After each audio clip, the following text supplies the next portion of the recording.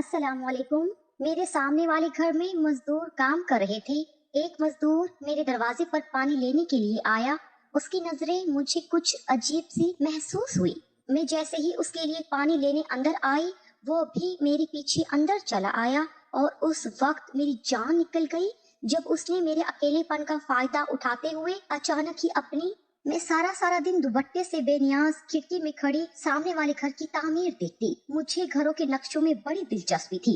हम जिस आबादी में रहते थे वहाँ दूर दूर तक घर नहीं थे और अब यहाँ आबादी होना शुरू हुई थी। ये एक सुनसान इलाका था जो शहर का बिल्कुल आखिरी कोना था। मेरा शोहर रोज 2 घंटे का सफर करके अपने रोजगार पर जाता और मैं सारा सारा दिन अकेली रहती। मेरे शोहर को लौटकर वापस आने में भी रात हो जाया करती थी और मुझे इस जगह पर बहुत खौफ महसूस होता। पिछले कुछ दिनों से हमारा सामने वाला घर तामीर होना शुरू हुआ था और काफी चहल पहल हो गई थी। सारा सारा दिन मजदूर काम करते और एक शोर सा रहता। मैं भी अकेली थी और इतने अरसे बाद मुझे घर के आगे लोग नजर आए तो मैं सारा सारा वक्त खिड़की में खड़ी मजदूरों को देखती रहती। लेकिन मुझे हरगिज भी इस बात का अंदाजा नहीं था कि जिस तरह मैं लोगों को देख रही हूँ इसी तरह किसी की नजर मुझ पर भी जमी हुई है। मजदूरों को काम करते काफी दिन गुजर गए थे। गर्मी की शिद्दत थी और इस इलाके में बिजली का भी कोई इंतजाम नहीं था। मैं हवा के लिए सारा सारा दिन खिड़की पर खड़ी रहती। इक्का दुक्का हवा के झोंके मुझे सुकून बख्शते। गर्मी की वजह से मैं हल्के कपड़े पहनती जिसमें से मेरा गोरा चिट्टा बदन नुमाया होता। गहरे गले मेरी जीनत को नुमाया करते। जिस्म पर कसा हुआ लिबास पहनकर मुझे खुशी महसूस होती कि मैं उम्र के इस हिस्से में भी जवान और फिट हूँ। लेकिन मुझे एहसास न हो सका कि मैं किसी और के जज्बात को भी भड़काने की वजह बन रही हूँ। आज भी मैं खिड़की पर खड़ी मजदूरों को काम करते हुए देख रही थी। सफेद लिबास में मेरा जिस्म पसीना पसीना हो रहा था क्योंकि बिजली नहीं थी। ऐसे में एक मजदूर ने अचानक मेरे घर का रुख किया और दरवाजा बजाने लगा। मैं जैसे ही दरवाजे पर गई तो उसने मेरे हाथ में पानी की खाली बोतल दी और कहने लगा कि गर्मी बहुत है, उसे ठंडा पानी चाहिए। मैं हैरान थी कि मजदूरों के लिए तो कूलर लगे हुए थे, तो क्या उन्हें ठंडा पानी नहीं मिलता? मैं दरवाजा हल्का सा बंद करके ठंडा पानी लेने के लिए बावर्ची खाने में चली आई क्योंकि मेरा कूलर बावर्ची खाने में ही मौजूद था। रोज सुबह सवेरे मुझे एक गाड़ी वाला आकर बर्फ दे जाया करता था। मैंने अभी बोतल भरनी शुरू ही की थी कि मुझे ऐसा महसूस हुआ जैसे मेरे पीछे कोई खड़ा है और जब मैं पलटी तो मेरे ओसान खता हो गए क्योंकि मेरे पीछे तो वही मजदूर खड़ा था जो पानी लेने के लिए आया था। उसे अपने बावर्ची खाने में देखकर मेरे पसीने छूट गए। वैसे ही गर्मी की शिद्दत बहुत थी। शलवार के ऊपर टी शर्ट पहनी वो घुंघराले बाल वाला मजदूर मुझे बहुत खौफनाक सा महसूस होने लगा था क्योंकि मैं अकेली थी। उसकी बेबाक नजरें मेरे वजूद पर जमी हुई थी और मैं घबराहट का शिकार हो गई थी। मैंने कपकपाती आवाज में उससे पूछा कि वो अंदर क्यों आया है। मेरी बात सुनकर उसके चेहरे पर अजीब सी मुस्कुराहट आ गई और वो कहने लगा कि गर्मी बहुत है और उसे प्यास बर्दाश्त नहीं हो रही थी, इसलिए वो अपनी प्यास बुझाने अंदर चला आया है। उसकी नजरों में छुपी हुई हवस ने मुझे बहुत कुछ समझा दिया था। मुझे एहसास हो गया था कि मैंने बहुत बड़ी गलती कर दी है। मैंने उसकी तरफ पानी की बोतल पकड़ाई और उसे कहा कि वो अभी और इसी वक्त बाहर चला जाए। उसने मेरे हाथ से पानी की बोतल लेते हुए अपनी उंगलियों को मेरी उंगलियों पर रखा तो मेरी जान निकल गई। वो कहने लगा, भाभी जी घबराती क्यों हैं?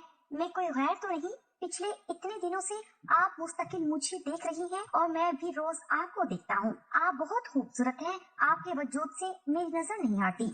उसकी नजरें उस वक्त भी मेरे जिस्म पर जमी हुई थी। मेरा बदन पूरी तरह मेरे कपड़ों से नजर आ रहा था। मेरा गला इतना गहरा था कि सारी रानाइयां झलक रही थी और लिबास जिस्म पर इतना तंग था कि कमर का एक एक बल वहां से महसूस किया जा सकता था। उसकी निगाहें पूरी तरह मेरा अहाता कर रही थी और मैं परेशान सी खड़ी थी। उसने मेरे सामने खड़े खड़े ही ठंडा पानी पी लिया और उसके बाद एक सर्द आह भरते हुए एक कदम मेरी तरफ बढ़ाया।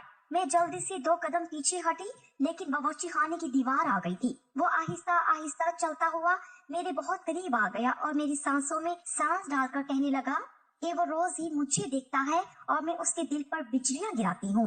वो कह रहा था कि मुझे देखकर उसे अजीब सी बेचैनी होती है और जज्बात का तूफान उसके अंदर ठाटे मारने लगता है। वो कह रहा था कि अब उसके लिए अपने आप को रोकना नामुमकिन हो चुका है और मैं उसकी सरगोशियों पर मजीद पसीना पसीना हो गई थी। जिस अंदाज में वो मेरी तारीफ कर रहा था मैं सारी जिंदगी इसी तरह के अल्फाज सुनने के लिए तरसती रही थी। लेकिन मेरे शौहर ने मुझे कभी ऐसी अहमियत ही नहीं दी थी कि वो मेरी कोई तारीफ करते। मैं एक बांझ औरत थी जो बच्चा पैदा न करने की वजह से अपने शौहर के दिल से उतर चुकी थी, और अपने शौहर के दिल में जगह पाने के लिए ही मैं ऐसी ओछी हरकतों पर उतर आई थी कि मैंने अपना लिबास भी तंग कर लिया था और अपना जिस्म भी नुमाया करने लगी थी। मैं बस अपने शौहर की तवज्जो और मोहब्बत चाहती थी, लेकिन ये सब करने का भी कोई फायदा नहीं हुआ था, बल्कि मेरे शौहर ने जानबूझकर मेरे लिए इस वीराने में घर ले लिया था और खुद काम के बहाने सुबह होते ही मुझे छोड़कर निकल जाते और सारा सारा दिन गायब रहते और रात देर गई घर लौटते। मैं तन्हाई और अकेलेपन की जिंदगी से पूरी तरह तंग आ चुकी थी। शुरू शुरू में तो मेरा और मेरे शौहर फैज का बहुत झगड़ा होता था कि वो मुझे ऐसे ही मोहब्बत और तवज्जो दे जैसे कि हर बीवी का हक होता है, लेकिन फैज ने मुझसे औलाद न होने पर बात करना छोड़ दी थी। वो बस मजबूरी में इस रिश्ते को घसीट रहा था, क्योंकि उसके पास मुझे तलाक देने की कोई गुंजाइश नहीं थी।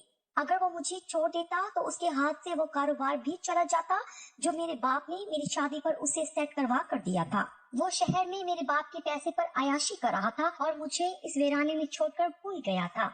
इतने अरसे बाद जब मैंने एक गैर मर्द के मुंह से अपनी तारीफ में ऐसे अल्फाज सुने तो ना जाने क्यों मेरे दिल में एक ठंड सी उतर गई और मुझे लगा कि मैं भी एक मुकम्मल औरत हूँ जो जिंदगी पर हक रखती है। वो मजदूर मेरे कान में सरगोशी करते हुए मेरे मरमरी जिस्म की तारीफ कर रहा था। वो मुझ पर पूरी तरह इंहिसार हो रहा था और मैं उसकी कुर्बत से घबरा रही थी। काफी देर वो यूं ही मेरे बहुत पास होकर खड़ा रहा। जब वो मुझसे अपने जज्बात बयान कर चुका तो एक कदम पीछे हट गया और मुस्कुराकर मुझे देखने लगा। उसका हर अंदाज ऐसा था जैसे वो मेरा बहुत पुराना आशिक हो। मैं उसे एक लफ्ज भी न कह पाई थी और वो जाते जाते कह गया था कि वो कल फिर पानी लेने के लिए आएगा। मैं खामोशी से उसे जाता हुआ देखती रही और उसके जाने के बाद मुझे होश आया कि मेरे घर में मेरे साथ एक अजनबी मर्द मौजूद था और मैंने उसे एक लफ्ज भी न कहा। मेरे दिल की धड़कन बहुत तेज हो चुकी थी। वो मुझे कोई नुकसान पहुंचाए बगैर ही चला गया था, लेकिन फिर भी मुझे ऐसा महसूस हो रहा था कि जैसे मेरा कुछ खो गया हो। मैं तेजी से दोबारा खिड़की पर आकर खड़ी हुई तो उसने जाते जाते रोड पर से मुझे पलट कर देखा। शायद उसे उम्मीद थी कि मैं उसे देखने के लिए आऊंगी और वो एक आखिरी मुस्कुराहट मेरी तरफ उछालकर काम पर लग गया।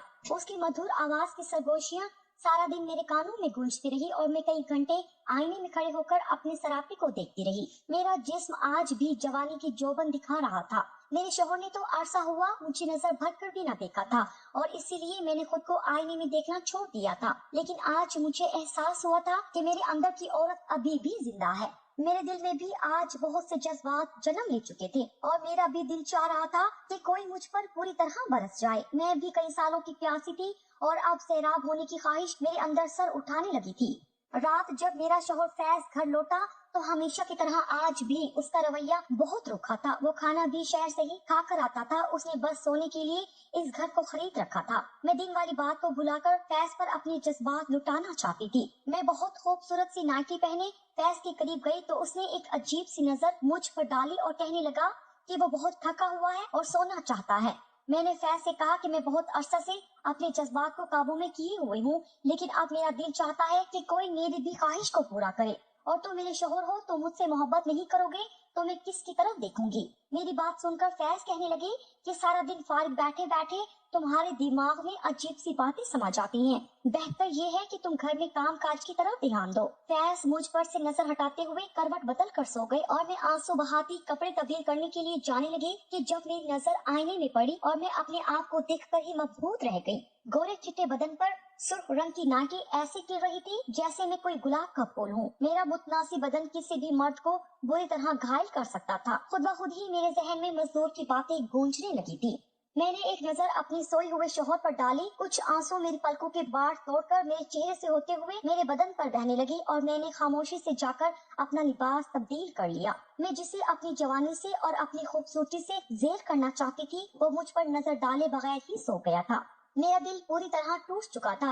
मैं रात देर तक अकेली बैठी अपनी बेबसी पर आंसू बहाती रही और खुदा से फरियाद करती रही कि वो मेरी झोली में औलाद डाल दे। शायद अगर मेरी औलाद होती तो मेरे शौहर का रवैया मेरे साथ ऐसा ना होता और वो मुझे छोड़कर यूं दूसरी औरतों में दिलचस्पी ना रखता। मैं अच्छे से जानती थी कि उसने मुझे इस वीराने में इसीलिए ला फेंका है ताकि वो शहर में दूसरी औरतों के साथ अयाशी कर सके। मैं बांझ थी और बांझ होना मेरे लिए एक सजा बन चुका था।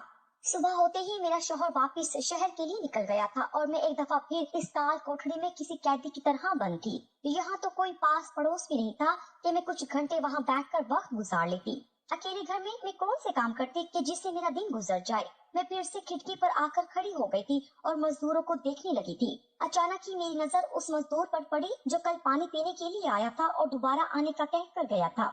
मुझे यकीन था कि वो आज भी जरूर आएगा और मैं भी अनजाने में उसकी मुंतजिर हो गई थी। ना जाने मेरे दिल में क्या समाई कि मैंने फौरन ही जाकर एक खूबसूरत सा लिबास जेब तन कर लिया जो मैंने अपने शोहर की सालगिरह पर सिलवाया था। हल्के गुलाबी रंग के इस सूट में मैं पूरी तरह खिल जाया करती थी। वो हल्का सा जोड़ा पहनने के बाद मैंने अपने बालों का जोड़ा बनाया जिसकी वजह से मेरे गहरे गले से ज़ेबाइश और भी नुमाया होने लगी थी। ये सूट भी मेरे जिस्म पर पूरी तरह फंसा हुआ था। मैंने अपने गहरे गले को थोड़ा सा और नीचे की तरफ ढलकाया, एक गहरी सुर्ख रंग की लिपस्टिक होंठों पर लगाई और खिड़की पर जाकर खड़ी हो गई। मैं ज़हनी तौर पर इस कदर दबाव का शिकार थी कि सही और गलत भूल चुकी थी। मेरे अंदर के जज्बात ने मुझे मजबूर कर दिया था कि मैं एक गैर मर्द की नजरों में समा जाऊं। कुछ ही देर गुजरी थी कि वो मजदूर दोबारा से मेरे घर की तरफ चला आया और मैंने फौरन दरवाजा खोल दिया। वो अंदर ही चला आया था। वो सर से पैर तक मुझे देखता रहा और मैं उसके सामने ही खड़ी रही। उसने एक दफा फिर पानी की बोतल मेरे आगे बढ़ाई तो मैंने मुस्कुराकर बोतल पकड़ी और बावर्ची खाने में चली आई। वो भी मेरे पीछे पीछे चला आया। उसे बहुत अच्छे से मालूम था कि मैं सारा दिन घर में अकेली ही होती थी, इसीलिए वो बिल्कुल भी नहीं झिझका था। मैं पानी की बोतल भर कर पलटी तो वो मेरे बिल्कुल ही पीछे खड़ा था। मेरे पलटते ही वो मेरे सीने से टकरा गया। बेसाख्ता ही उसने मुझे अपनी बाहों में भर लिया, वरना मैं लड़खड़ाकर गिर जाती। उसने अपनी उंगली को मेरे चेहरे पर फेरा और मेरे होंठों पर मसलने लगा। मैं बहुत अरसे बाद एक मर्द के लम्स को महसूस कर रही थी और जज्बात से इस कदर चोट थी कि मुझे कुछ भी बुरा नहीं लग रहा था, बल्कि मैं मदहोश से होने लगी थी और इस बात का वो बखूबी फायदा उठा रहा था। काफी देर तक मेरे बदन पर हाथ फेरने के बाद वो मुझे मेरे ही बेडरूम में ले आया और बेड पर लिटा दिया। मैंने उसे बिल्कुल भी रोकने की कोशिश न की थी। मेरे साथ साथ वो भी जज्बात के बहाव में बह रहा था। उसने आहिस्ता से मेरी कमीज पर लगे सारे बटन खोल दिए थे और धीरे धीरे वो इस तरह मुझे प्यार दे रहा था कि मैं अपने आप में ही मदहोश हो गई थी। इस प्यार की ठंडी ठंडी फुहार के लिए तो मैं कब से तरस रही थी और जब वो सावन की तरह मुझ पर बरसा तो मैं बर्दाश्त न कर सकी। उसकी मोहब्बत में इतनी शिद्दत थी कि मेरी जान निकलने लगी थी, लेकिन ये सब मेरे लिए तकलीफ दे नहीं था क्योंकि उसमें मेरी अपनी मर्जी भी शामिल थी। कुछ ही देर बाद हम दोनों पूरी तरह थक चुके थे और हमारे जज्बात भी ठंडे पड़ गए थे। वो मेरे बराबर में ही लेट गया और मुझे अपनी बाहों में भर लिया। वो मुझे बताने लगा कि वो एक शादीशुदा मर्द है और उसकी शादी को 6 साल गुजर चुके हैं। उसकी बीवी गांव में रहती है। वो अपनी बीवी के साथ गांव में ही खुशहाल जिंदगी गुजारना चाहता था, लेकिन उसकी बीवी को एक अच्छी जिंदगी चाहिए थी और इसीलिए उसकी बीवी ने उसे जबरदस्ती शहर पैसा कमाने के लिए भेज दिया। वो एक जवान मर्द था और उसके लिए अपनी बीवी का वजूद बहुत जरूरी था क्योंकि वो अपने जज्बात पर काबू नहीं कर सकता था। लेकिन उसकी बीवी ने उसकी इस बात को अहमियत न दी बल्कि पैसे को अहमियत दी और वो शहर चला आया। पिछले 6 साल से वो दिन रात शहर में मेहनत करके पैसा कमा रहा था और सारा का सारा पैसा वो गांव भिजवा दिया करता। उसकी बीवी को उसके पैसे से मतलब था, उसकी ख्वाहिशात और जरूरियात की कोई परवाह न थी। वो कह रहा था कि जब उसने पहली दफा मुझे खिड़की से बाहर झांकते देखा तो उसे मेरी आंखों में एक उदासी और वीरानी सी नजर आई और जब उसने मुझ पर नजर रखी तो उसे अंदाजा हो गया कि मेरा शोहर किस तरह मुझे सुबह सवेरे ही छोड़कर चला जाता है और देर तक आता है। वो हमारे सामने ही जेर तामीर प्लाट में रह रहा था, इसीलिए उसे हमारे घर के बारे में काफी मालूमात हासिल हो गई थी। वो कहने लगा कि जब उसने मुझे यूं बेहिजाबाना देखा तो उससे रहा न गया और यूं ही उसने सोचा कि वो मुझसे बात करेगा और इसीलिए वो पानी के बहाने मेरे घर आया। लेकिन जब मैंने दरवाजा बंद ना किया तो वो मेरे पीछे पीछे अंदर ही चला आया और मेरी गुर्बत ने उसके जज्बात को पूरी तरह जगा दिया और उसे भी ये अंदाजा हो गया था कि मैं भी उसकी तरह तन्हाई का ही शिकार हूँ, लेकिन इसीलिए वो मेरा साथ चाहता था। हम दोनों ने एक दूसरे के साथ कुछ वक्त गुजारा क्योंकि उसे वापस जाना था। वो मजदूरों के ऊपर ठेकेदार था, इसीलिए उसकी गैर मौजूदगी पर कोई मजदूर सवाल नहीं उठा सकता था। वो कह रहा था कि वो अकेलेपन की जिंदगी से आजिज हो चुका है और अब वो किसी का साथ चाहता है और मैं भी तो यही चाहती थी। मैं भी अपने शोहर के होते हुए एक तन्हाई का शिकार थी। मैंने मुस्कुराकर उसके होठों को चूम लिया और उसे यकीन दिलाया कि मैं उसको पूरी तरह मोहब्बत दूंगी। मैंने उसे वो नाइटी पहन कर दिखाई जो मैंने अपने शोहर के लिए निकाली थी। वो वालिहाना अंदाज में मेरे जिस्म को चूमने लगा था। उसने तो मुझे नई जिंदगी बख्श दी थी। हम दोनों पूरी तरह एक हो चुके थे। मेरे साथ कुछ वक्त गुजारने के बाद वो वापस चला गया था और मैं खुशी से दीवानी हो गई थी। صحیح اور غلط، گناہ اور ثواب کو میں یکسر بھلا چکی تھی۔ میرا شوہر رات گئے گھر لوٹا تو مجھے اس بات سے کوئی فرق نہ پڑا کہ اس نے مجھے پوری طرح نظر انداز کر دیا تھا۔ میں خود بھی اتنی تھکی ہوئی تھی کہ اس کے سوتے ہی سونے کے لیے لیٹ گئی۔ اب تو یہ معمول بن گیا تھا کہ دن کا کچھ حصہ وہ مزدور جس کا نام ایاز تھا میرے ساتھ وقت گزارتا اور میں اور وہ پوری طرح اپنے جذبات کو تسکین پہنچاتے۔ میں جانتی تھی کہ میں نے ایک غلط راستے پر قدم رکھا ہے، لیکن میرے شوہر نے مجھے مجبور کر دیا تھا۔ میرے لیے اپنے جذبات کو سنبھالنا ممکن نہیں رہا تھا، اور ایاز کی بیوی نے بھی اسے اس حد پر لا کر کھڑا کر دیا تھا کہ اس نے مجھے اپنا سہارا بنا لیا تھا۔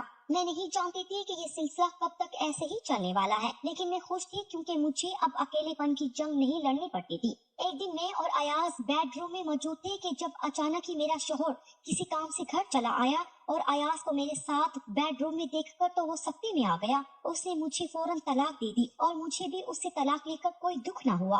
میں نے اپنی عدت پوری کی اور ایاز سے شادی کر لی۔ ہم دونوں گناہ کی زندگی سے نکل گئے تھے۔ ہم دونوں نے ہی خدا سے اس بات کی معافی مانگی کہ ہم دونوں ایک گناہ کی زندگی گزار چکے تھے، لیکن یہ گناہ کرنے پر مجبور کرنے والے ہمارے اپنے ہی تھے، جنہوں نے ہمارے جذبات کا خیال نہ کیا۔ کبھی کبھی ہم پیسوں کو رشتوں پر اہمیت دے بیٹھتے ہیں اور اپنے رشتے گنوا دیتے ہیں۔ ایاز کی بیوی نے بھی کچھ ایسا ہی کیا تھا۔